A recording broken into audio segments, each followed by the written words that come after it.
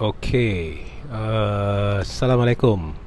Salam sejahtera, salam Malaysia, salam GBN. Kita berjumpa hari ini ya. Sekali lagi untuk sesi harian 8.35 malam. Untuk membuat satu perbincangan ya, berkenaan dengan situasi politik semasa yang dah tahap kemelut sebenarnya. Kemelut lah, lebih tepat lah. Politik semasa. Baik, hari ini apa yang saya akan bincangkan iaitu tajuk yang menarik seperti dalam tajuk di bawah tu, iaitu siapakah bakal calon Perdana Menteri Malaysia ke-9. Menarik ni ya, sebab semua orang tengah berbincang siapakah bakal calon Perdana Menteri Malaysia ke-9. Dan pelbagai, seperti biasalah, ini bukannya lagi sifat Pakatan Harapan, bukannya lagi sifat Barisan Nasional atau Muafakat Nasional atau Perikatan Nasional. Ini dah jadi sifat lazim semua, iaitu mengeluarkan kata-kata bercanggah. Okey, gone are the days, tak relevan lagi. Kononnya yang ini kuat kencing, yang tu kuat kencing. Saya tengok sekarang semuanya dah kencing.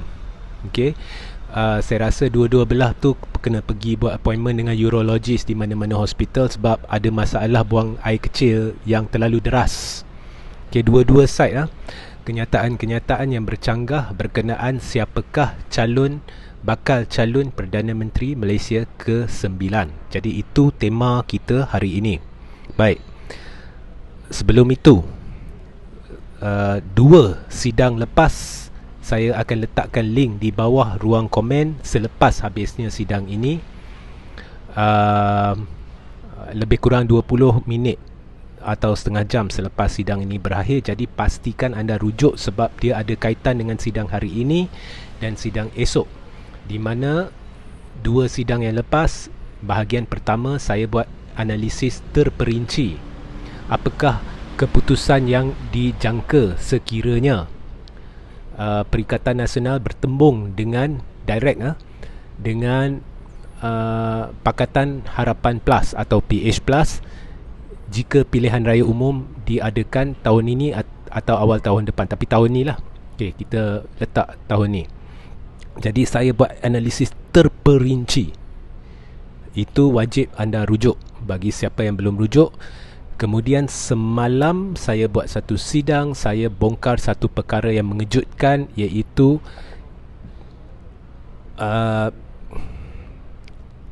plan rancangan sebenar dari awal tim A UMNO. Ya, iaitu tak pernah mereka ada rancangan untuk menawan satu negara. Dia dari awalnya adalah untuk menawan negeri. Banyak soalan lazim saya jawab semalam. Mengapa sebenarnya ada pihak beria-ia nak adakan pilihan raya tahun ni? Mengapa sebenarnya mereka mencetuskan langkah Sheraton? Mengapa sebenarnya tim A cucuk satu kumpulan kecil dalam PPPM untuk mencetuskan keruntuhan kerajaan pimpinan Pakatan Harapan?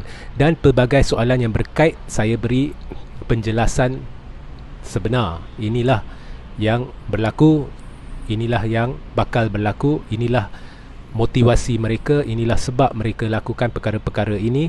Semuanya dah dijelaskan dalam sidang semalam, so rujuk di bawah. Okey. Baik, so dua sidang ini berkait dengan hari ini dan esok. Tapi hari ini dia lebih kurang stand alone, iaitu isu calon Perdana Menteri ke-9. Esok saya akan rungkai satu atau dedah satu lagi senario dan memperinci seperti mana saya perinci apa yang akan berlaku seandainya, atau analisis apa yang akan berlaku seandainya pilihan raya diadakan melibatkan pertembungan PN dengan PH Plus. Sama juga esok saya akan buat satu lagi analisis terperinci termasuk pendedahan senario kedua, apa yang akan berlaku sekiranya akhirnya terbentuk tiga gabungan, iaitu PH bukan lagi PH Plus ataupun serpihan PH, blok kuasa ketiga yang diketuai Tun Dr. Mahathir Mohamad dan PN.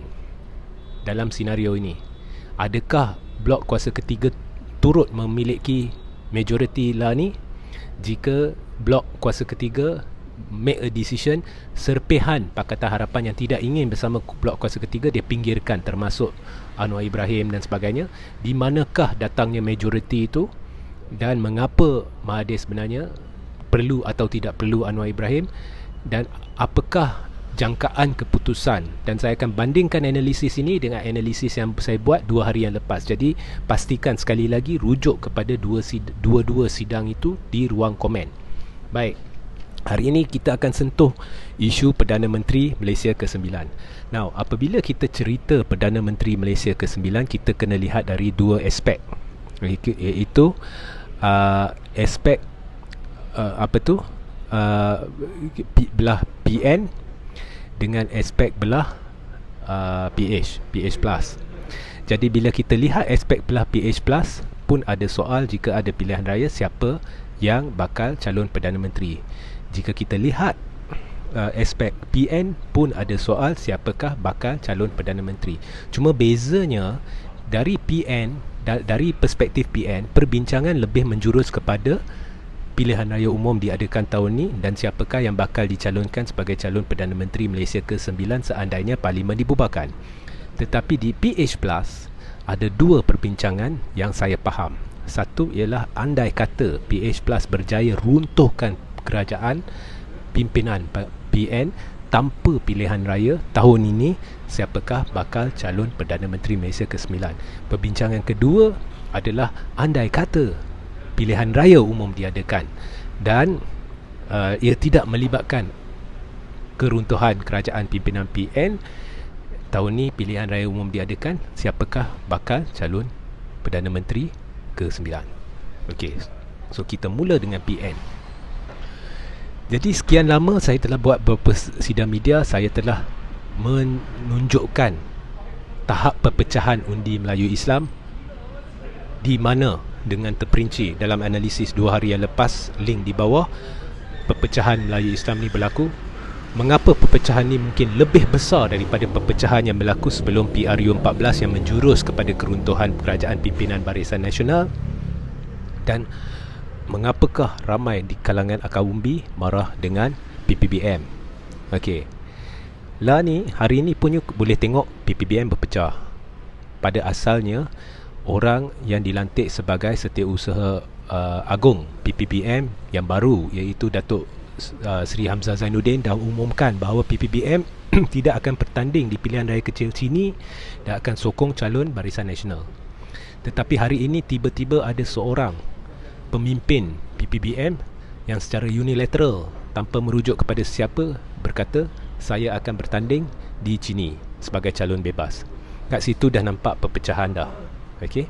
Ya, ini dari awal memang ramai MP-MP di dalam PPBM ni sebenarnya secara senyap ada perbincangan-perbincangan tertentu yang sedang diadakan dengan beberapa pemimpin atau MP daripada tim B UMNO yang merupakan majoriti dan juga kem Tun Dr. Mahathir Mohamad, sebab mereka tahu akhirnya tak perlu pandai, tak perlu terlalu bijak untuk nampak bahawa ianya akan menuju ke jalan buntu bagi ramai pemimpin di PPBM. Itu mereka nampak. So perbincangan rahsia banyak dijalankan. Okey.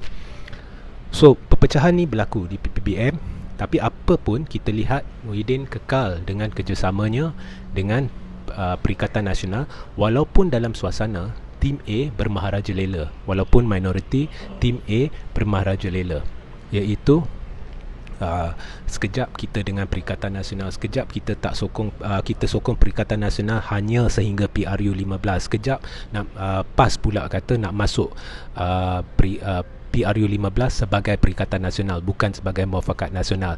UMNO tak belum keluar apa-apa statement lagi, walaupun PAS dan UMNO kononnya berada dalam Muafakat Nasional. Ini UMNO kata no, dalam PRU15 kita akan masuk sebagai Muafakat Nasional. PAS pula dah keluar statement, kita dengan Perikatan Nasional siap dengan nak bincang agihan kerusi. Kemudiannya kita hanya sebahagian daripada kerajaan pimpinan Perikatan Nasional sebagai ahli-ahli parlimen datang situ saja sokongan kita. Pelbagai kenyataan bercanggah tak masuk akal, tak menjurus ke arah konsep perpaduan ummah menyeluruh. Ia lebih kepada penyatuan-penyatuan orang, parti-parti politik dan pemimpin-pemimpin politik berkepentingan, tak masuk akal. Ya, so semua ini sedang berlaku dan UMNO terpaksa berkorban banyak kerusi kalau benar-benar nak puaskan seluruh ahli PPBM. Tidak kira PPBM kekal sebagai parti ataupun PPBM dimansuhkan dan ahli-ahlinya masuk ke dalam UMNO, tetap jadi isu agihan kerusi kepada ahli-ahli yang dahulunya PPBM. Jadi ramai dalam PPBM akan terkorban sebab UMNO semestinya tidak akan boleh korbankan banyak kerusinya. Tim A tidak akan benarkan dan tim A pula berpecah dengan tim B dan sebagainya. So semua ni berlaku. Jadi timbul tanda tanya, seandainya pilihan raya umum ke-15 diadakan, siapakah calon Perdana Menteri? Okey. Satu dua pemimpin tim A ni dah kerah cyber trooper upahan ataupun tajaan mereka untuk buat artikel, untuk buat sesi-sesi live dan sebagainya. Ya, bahawa UMNO mesti dominan. Okey, UMNO tidak boleh biarkan Perikatan Nasional tekan UMNO begini, dia perlu jadi parti dominan. Jadi ini semua membuktikan walaupun minoriti, sebenarnya tim A ni dia ingin menguasai situasi, walaupun UMNO saham dia antara yang paling rendah dari kalangan Parti Melayu Islam. Minta maaf ya, jangan terasa, di Malaysia selepas PRU 14 PAS jauh lebih tinggi saham dia.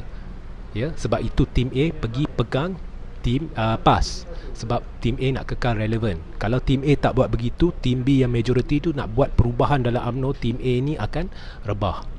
Okey, semua tu saya dah jelaskan dalam sidang-sidang sebelum, boleh rujuk kepada link-link di bawah. So itulah ceritanya. Jadi akan berlaku situasi di mana sekarang, adakah mereka akan terus namakan Muhyiddin sebagai calon Perdana Menteri Malaysia ke-9? Dalam pada PH Plus diperlekeh berkenaan isu Perdana Menteri, kat sini isu dia lagi rumit, lagi besar tanda soal dia. Ya, lagi confused. Parti mana yang bekerjasama, parti mana yang tak bekerjasama, macam mana mereka nak atasi agihan kerusi, macam mana mereka nak atasi isu tim A, tim B, macam mana mereka nak atasi isu pencalonan Perdana Menteri dan sebagainya. Lagi rumit, tapi mereka menolak perhatian kita kepada masalah PH Plus yang sebenarnya kecil saja. Tun versus Anwar. Okey, nampak? Okey, so ini adalah satu dilema yang sangat besar. Okey, apa pun saya dah berikan sebab mengapa pilihan raya umum akan lebih memihak kepada PH Plus dalam senario ini di mana undi Melayu Islam sangat berpecah.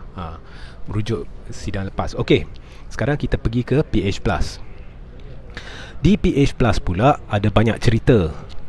Okey, saya beritahu apa yang saya faham, kemudian saya beritahu satu statement yang dikeluarkan oleh saudara Anthony Locke semalam. Baik.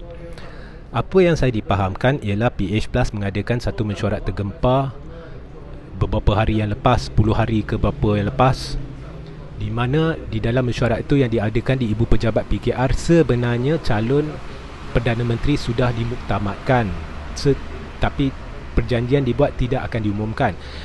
Iaitu bukannya secara muktamad, perkataan yang salah, lebih tepat adalah telah diperhalusi lah, let's say diperhalusi. Okey, isu calon diperhalusi. Saya dipahamkan lebih menjurus ke arah Mahathir. DAP Amanah lebih menjurus kepada Tun Dr. Mahathir Mohamad jadi Perdana Menteri dan Anwar jadi timbalan Perdana Menteri dalam satu kabinet. Okey, mengapa DAP dan Amanah buat begitu? Okey, sebabnya mudah. Ianya bersangkut paut dengan pemerincian analisis yang saya buat 2 hari lepas, iaitu hanya Mahathir ada sokongan ahli-ahli parlimen dari PPBM ni, satu blok tertentu yang tak puas hati, dan ramai juga ahli parlimen tu, lebih dari 10. Okey, korek lah banyak mana kalau kita talk about PPBM leadership lah. They will not know about it. Sebab semua ni rahsia bisik-bisik. Okay, mereka memang dah tahu dah masalah dengan Perikatan Nasional ni.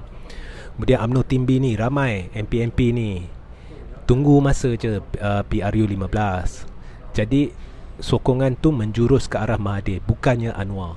Jangan lupa, Anwar adalah sebab atau punca utama Pakatan Harapan tumbang. Sebab ramai MP-MP PPBM ni tak tahan dengan kerenah dia dalam isu peralihan kuasa. Itu salah satu sebab mereka mempercepatkan langkah Sheraton atau membuat langkah Sheraton dan beralih kepada Perikatan Nasional. Tapi sekarang dah sedar tersilap langkah. Okey. So sokongan ni pada Mahathir. Kemudian di Sarawak pun sokongan ada pada Mahathir. Kemudian di Sabah pun ada sokongan pada Mahathir. Kemudian ada yang duduk atas pagar di PKR pun ada. Duduk atas pagar di Amanah pun ada. Mereka takkan mengaku. Lepas dengan live ni MP-MP akan berbincang berkenaan apa yang saya kata, mereka takkan mengaku. Tapi ada. Jadi sokongan Mahathir ni dah besar. Esok saya akan perinci lebih dalam apa bentuk sokongan ini. So, pendek kata, kalau let's say Mahathir decide to buang Anwar, dia akan dapat satu blok sokongan yang besar di sini. Kalau dia bersama dengan Anwar dan PKR seketul, DAP seketul, Amanah seketul, kat sini mungkin ada beberapa yang tidak akan bersama, tetapi beberapa sahaja dia masih akan dapat sokongan tertentu daripada UMNO, PPBM, Sarawak juga dan Sabah. Jadi pandang kiri kanan, sokongan ialah dengan Tun, bukan dengan Anwar. Dan di dalam dua sidang media yang lepas, di mana saya membuat analisis yang terperinci itu berkenaan dengan keputusan andai kata berlaku pertembungan PN dengan PH+, saya menjelaskan dengan terperinci mengapa jika Anwar Ibrahim dinamakan sebagai calon Perdana Menteri, PH+ akan garanti kalah. Hanya ada kemungkinan menang jika Mahathir atau Mukris dinamakan sebagai Perdana Menteri. Itu saya dah perinci. Baik. Jadi situasi ini berlaku dan DAP tahu benda ni, Amanah tahu benda ni. Dan lebih rasional pemikiran. Jadi mereka sebenarnya nak Tun ni. Dan mereka sedia berubah. Berubah maksudnya what they have planned last time does not necessarily mean you have to continue with that plan now. You can change your plan. Okay? Sebab dulu tu visi mereka Anwar akan jadi Perdana Menteri. Tapi oleh kerana dah lama dengan Anwar dan PKR ni, dan PKR pun ramai MP, jadi mereka masih hendak kekalkan kerjasama. Jadi mereka buat compromise, iaitu Anwar jadi Timbalan Perdana Menteri. DAP dan Amanah nampak benda tu sebagai rational choice. Okey, ini analisis ya, jangan keliru. Okey, ini analisis. Dan DAP juga telah berbincang berkenaan dengan Mahathir sebelum ni bahawa mereka tidak akan ambil jawatan penting dalam kerajaan. Okey. Jadi masalahnya yang saya faham sebenarnya hanya dengan PKR dan Anwar. Khususnya bukan satu PKR. Persepsi yang diberikan oleh Kem Anwar dalam media bahawa ini adalah masalah satu PKR yang tolak Mahathir itu adalah pembohongan. Sebab PKR kita dah sedia maklum berpecah teruk disebabkan Anwar. Ramai duduk atas pagar. So saya boleh katakan hanya kurang dari separuh PKR yang tentang Tun. Bila Anwar kata PKR menentang Tun dalam laporan media tu semuanya palsu. Sebenarnya kurang dari separuh PKR menentang Anwar, khususnya kuncu-kuncu dia yang bising. Iaitu Anwar kerahkan kuncu-kuncu dia untuk bising, tak boleh Mahathir. Okey. Sebab itu maka wujudlah dua option. Option pertama, Anwar jadi Perdana Menteri dan Mukris jadi Timbalan Perdana Menteri. Option kedua, iaitu Mahathir menjadi Perdana Menteri, Anwar jadi Timbalan Perdana Menteri. Jadi option diwujudkan sebab kalau ada satu perbincangan tapi ada satu option saja, nak bincang buat apa, itu dah keputusan. Jadi option tu ditimbulkan. Sebab DAP memang dah lama dengan Anwar, Amanah dan lama dengan Anwar.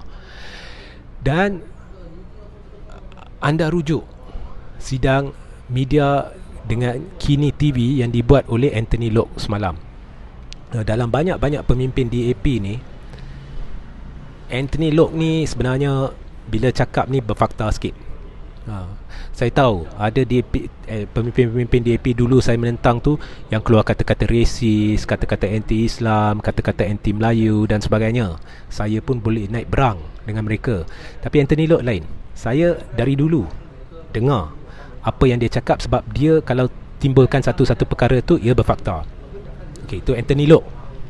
Jadi saya dan saudara-saudari, tidak kira, saya dah berulang kali kata, rajinkan diri untuk dengar dua-dua side. Jangan duduk dalam satu kepompong propaganda, ya. Jadi menurut Anthony Loke, memang sah ada dua option ni ditimbulkan. Dulu saya dengar aja, so saya tak cerita, because why? Saya tak hadiri mesyuarat.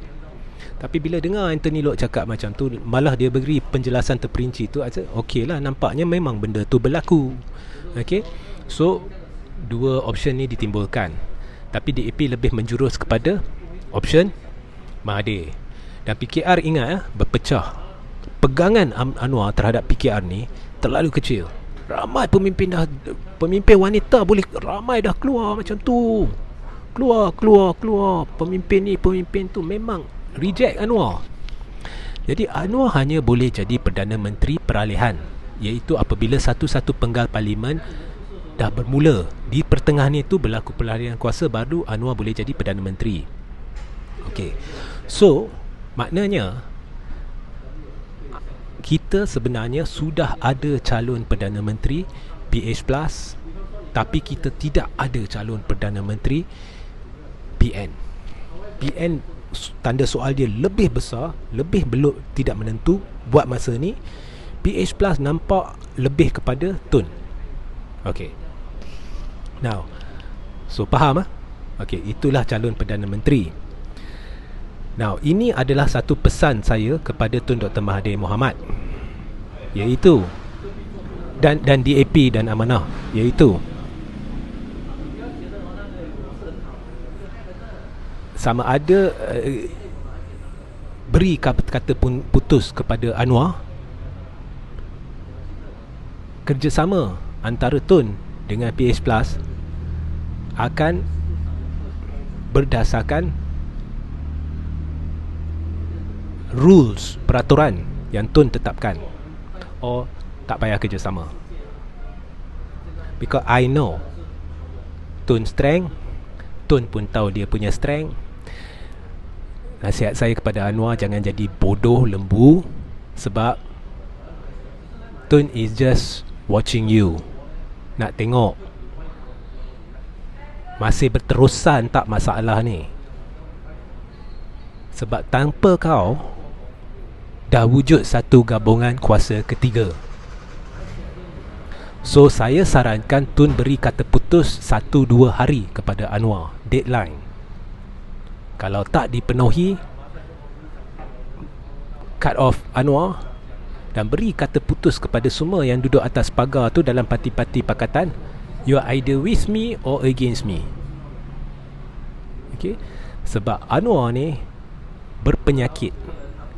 Dari dulu, bila dah dekat dengan finishing line, dia jadi over excited, over confident, dia akan timbulkan semua masalah ni. Itulah sebabnya Anwar jatuh dari tahun ke tahun. Sebab perangai dia sendiri, pencaturan dia yang cacat, sebab dia jadi over confident, over excited, dan itu menjadikan dia over stupid dalam saat-saat terakhir, sehingga dia tidak boleh baca sebenarnya apa yang sedang berlaku. Dia tak boleh baca. So, lagi sekali saya sarankan, saya seru kepada Tun Dr. Mahathir Mohamad. Okey, ini belah sini ya. Kemudian saya akan buat saranan kepada belah PN. Give deadline to Anwar 1 atau 2 hari. Kemudian kalau tidak, lancarkan gabungan yang ini, yang Tun dah ada sebenarnya. Okey, itu satu. Ini pula saranan saya kepada PN. Sama juga, dalam 1-2 hari ini, tolonglah namakan calon Perdana Menteri, sebab dah ura-ura nak kerjasama, nak adakan pilihan raya. Jadi putuskan, sebab sampai hari ini UMNO belum lagi nyatakan. PAS dah terang-terang beritahu we are with Perikatan Nasional dalam PRU 15. UMNO macam mana? Dah senyap, lepas tu buat mesyuarat tergempar. PPBM macam mana? Agihan kerusi macam mana? Namakan calon Perdana Menteri. Dan UMNO perlu nyatakan dalam pilihan raya umum ke-15, adakah UMNO bersama Perikatan Nasional atau Muafakat Nasional? Jangan cerita nak muafakat belum dirasmikan secara sah. Jadi kalau PAS bersama BN dalam Muafakat Nasional, dalam pilihan raya nak pakai simbol apa? Dacing. Nampak tak? Nampak masalah? Masalah ni semua sebab MCA. MCA dengan DAP ni sama. Sama. Kadang-kadang saya lihat dalam komen ni, asalkan bukan DAP, asalkan bukan DAP, komen-komen macam tu buang masa. Bagi saya lah, DAP, MCA 2x5, 5x2. Disebabkan MCA tak boleh didaftarkan Muafakat Nasional. Cuba tanya UMNO, cuba tanya MCA, cuba tanya Wee Ka Siong esok, boleh tak MCA declare kami bersama Muafakat Nasional dalam kapasiti rasmi dan kami ingin Muafakat Nasional didaftarkan sebelum PRU, supaya kami semua boleh bertanding bawah logo Muafakat Nasional. Mimpilah korang. Wee Ka Siong akan setuju. Mimpi. Okay, so don't waste time with this comment buang masa. Okay, for me DAP sama dengan MCA. Jadi namakan, saya cabar UMNO namakan Muhyiddin sebagai calon Perdana Menteri ke-9 dan declare UMNO akan masuk ke dalam pilihan raya sebagai Perikatan Nasional. Jangan marah saya, PAS dah declare. PAS dah declare. UMNO Tim A ni sebenarnya sedang buang masa rakyat, buang masa semua. Ya, pencaturan dia cukup. Tak payah nak cerita balik lah. Saudara-saudari, please rujuk 2 sidang saya yang lepas, link di bawah. Baik, so inilah sebenarnya. Kat sini saya nampak lebih banyak problem sebab semuanya ni sedang mengaibkan Muhyiddin. So saya nak pengiktirafan diberi kepada Muhyiddin. Kat sini pula the choice dah clear cut.